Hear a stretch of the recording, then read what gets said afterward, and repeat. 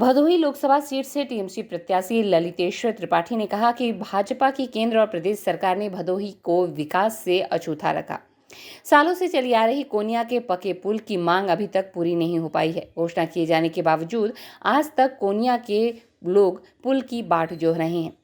India गठबंधन के सहयोगी दल टीएमसी से लोकसभा प्रत्याशी ललितेश त्रिपाठी जिला मुख्यालय पर पत्रकारों से मुखातिब थे।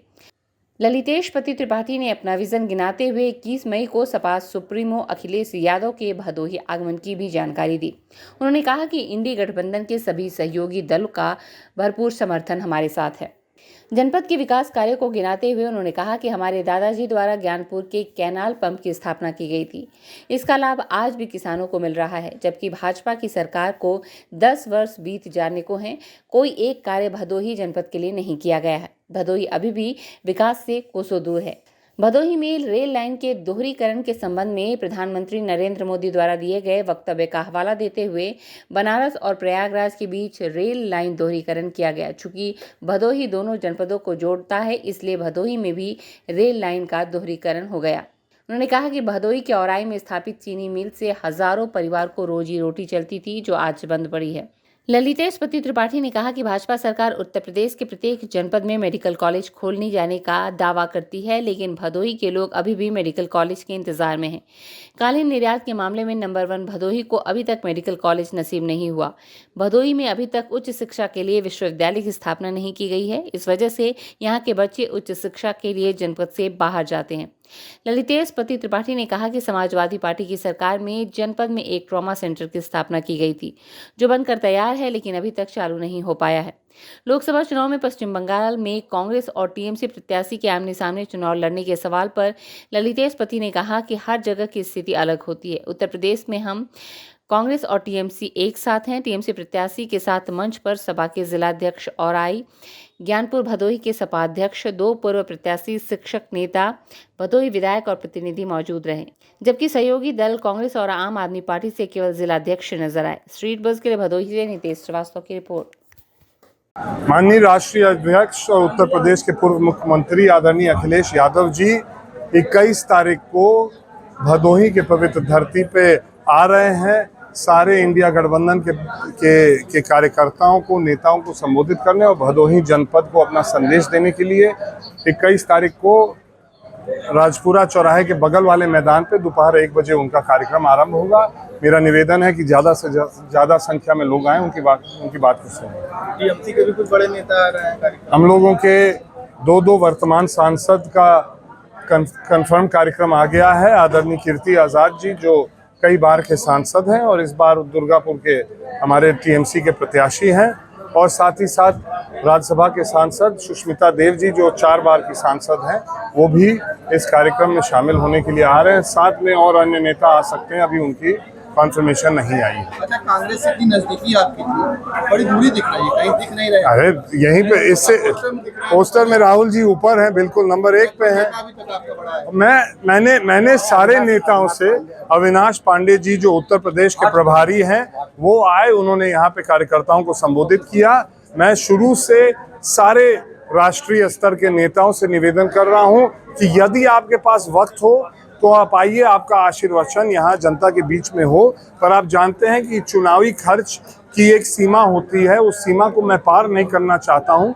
एक ही सभा की अनुमति और एक ही सभा की इजाज़त हमको चुनावी खर्च में मिलता है। वो एक सभा हम लोग को तारीख जो मिली है 21 तारीख की, उस दिन ना आदरणीय ममता बनर्जी, उनके 4 कार्यक्रम लगे हैं 21 तारीख को, और माननीय राहुल गांधी जी के 4 अलग अलग प्रदेश में कार्यक्रम लगे हैं।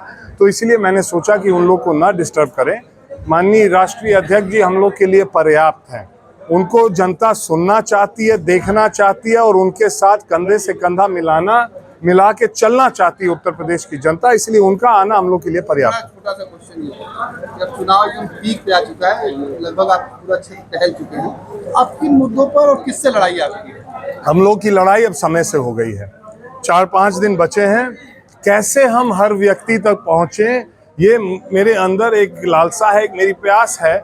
और क्योंकि इस जनपद के सारे लोग जिनसे आज तक मैं मिला हूँ, उन्होंने या तो मुझे अपना छोटा भाई माना है, या तो अपने घर का बेटा माना है। तो मेरी इच्छा है मैं सबका आशीर्वाद लेके ये चुनाव के अंत तक पहुंचूं, मगर अब 5 दिन का वक्त बचा है, 2 दिन इस रैली में इधर उधर हो जाएगा, तो मैं हर गांव तक नहीं पहुंच पा रहा हूं। मैं उसके लिए उन गांव वालों से क्षमा मांगना चाहता हूं।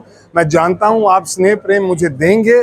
चुनाव के बाद मैं वचन देता हूं कि मैं आप सबके बीच में जिस तरह से आप चाहते हैं उस तरह से मैं रहूंगा। तो कौन से मुद्दे ज्यादा प्रभावित? मुद्दे इस चुनाव के कई हैं, हर एक क्षेत्र के अलग अलग मुद्दे हैं। गंगा के किनारे के क्षेत्र के मुद्दे कुछ और हैं, भदोही के मुद्दे कुछ और हैं। हम सारे मुद्दों को अपने घोषणा पत्र में डाले हैं। एक एक मुद्दे की लड़ाई हम लोग लड़ेंगे। राष्ट्रीय स्तर के भी मुद्दे प्रभावी हैं। महंगाई चरम सीमा पे है, उस पे सरकार मौन है। जनता को महंगाई से कुछ राहत मिले, बिल बिला रही है जनता उसके लिए, मगर सरकार ने पिछले 10 साल में महंगाई के रोकथाम के लिए कोई काम नहीं किया। नौजवानों में जो बेरोजगारी की स्थिति है, ऐसी स्थिति, ऐसी भयावह स्थिति विश्व भर में कभी देखने को नहीं मिली। मुझे लग रहा है कि भारत के हजारों साल के इतिहास में इस तरह की बेरोजगारी नहीं रही है जिस तरह आज है। पूरी की पूरी एक पीढ़ी बिना रोजगार के खराब हो गई है, ओवरएज हो गई है, वो नौकरी के पात्र नहीं बची है, और वो सरकार से जवाब पूछ रहे हैं। हम लोग की गठबंधन आएगी, उनको पूरा भरोसा हो गया है, क्योंकि माननीय अखिलेश यादव जी जब मुख्यमंत्री थे तो वो नौजवानों को रोजगार देने का काम करते थे। कांग्रेस की जहां जहां सरकार है वो रोजगार देने का काम करती है।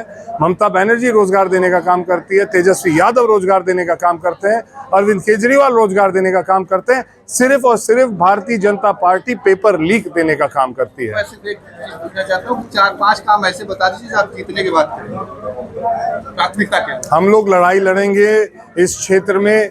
कोनियावासी लगातार पुल की मांग कर रहे हैं, उस पुल की लड़ाई लड़ेंगे। इस जिले में रेलवे अंडरब्रिज, ओवरब्रिज की जरूरत है, जहां जहां होगी वो लड़ाई लड़ने का काम करेंगे। यहाँ पे विश्वविद्यालय की आवश्यकता है, वो लड़ाई हम लोग लड़ेंगे। ये हम लोग का मेडिकल कॉलेज कहाँ बन रहा है, ये हम लोग खोज के उस लड़ाई को लड़ेंगे। औराई की चीनी मिल जैसी उद्योग इस जिले में होनी चाहिए। अगर हम लोग की सरकार बनती है तो हम लोग ये लड़ाई लड़के यहाँ पे फैक्ट्रियों की स्थापना की लड़ाई लड़ेंगे, ताकि नौजवानों को दूर नहीं जाना होगा रोजगार के खोज में।